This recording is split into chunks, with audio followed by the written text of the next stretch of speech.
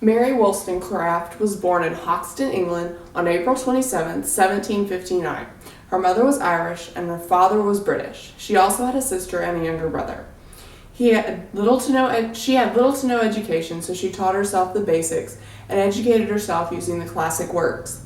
After her family's financial fallout, she became a companion for the Bloods family, a close family of hers. Following being a companion, she started to care for her sister. When her and her sister moved away, she decided to open a public school for girls. The school was popular among dissenters, people who had opposing views with the most powerful religion in the nation of Britain at the time, the Anglican Church and their religion. Following the death of a close friend and confidant, Fanny Blood, and in a place of financial ruin, she wrote Thoughts on the Education of Daughters.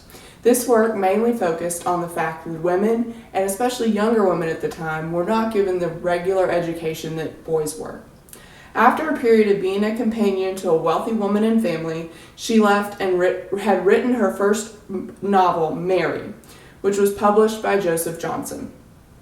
In 1788, her original Stories from Real Life was published through Joseph Johnson's publication, The Analytical Review, and was illustrated by William Blake. In 1790, her first major and successful work, The Vindication of the Rights of Men, was published and is said to be a direct response to Edmund Burke's Reflections on the Revolution in France. In 1792, she published her most famous work, The Vindication of the Rights of Women, which was an instant bestseller and was translated to German, French, and Italian. Following the release of this successful work, she moved to Paris and became entrenched in the current political situation in France, the Revolution. While there in 1794, she published Historical and Moral View of the Origin and Progress of the French Revolution.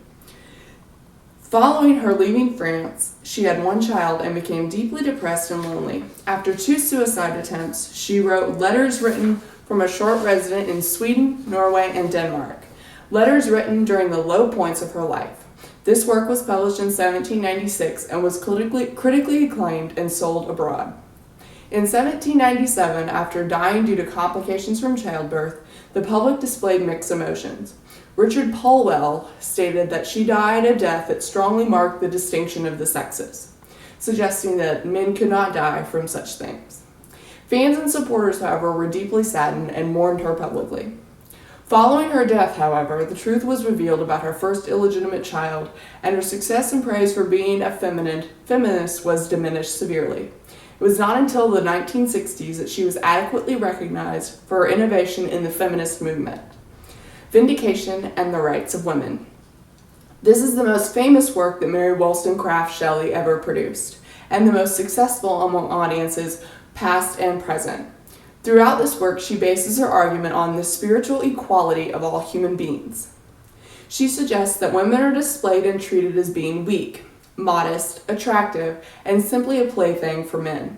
She also points out the importance of a true education, not one focused on pleasing men and being a suitable wife and mother. Throughout the work, Wollstonecraft discusses marriage and how it should be a fair and equal partnership between the man and woman, not a master and a slave relationship. Wollstonecraft summarizes this work by stating that if women were treated as human creatures, then society and personal lives will be greatly benefited. This was a very innovative and revolutionary work during her time. Artistic interests. Mary Wollstonecraft and her writings were fueled by 2 main things, gender and politics. During her time in France, and even before that, she was fascinated with the French Revolution and the opposing ideologies of both sides of the conflict. When she lived in Paris, she wrote almost constantly on the occurring conflict and how she believed it translated to the masses in France and abroad. She believed that people in England and other European countries could learn from this conflict and about the conflict in a way other than news or gossip through her writings. Wollstonecraft was also fueled by gender. Gender inequality, the treatment of women in her modern society and society today, the lack of equal education, and the inadequacies of women within her own society. Her most famous work deals with these topics and successfully paints a very gender-based society, which we still somewhat live in today. She believed that everything should be equal between man and woman, and this is a large aspect of many of her writings and poems, and it is her personal philosophy. Mary Wollstonecraft is seen as the first feminist and the most influential in a time when no one, not even women, were standing up for themselves and their rights.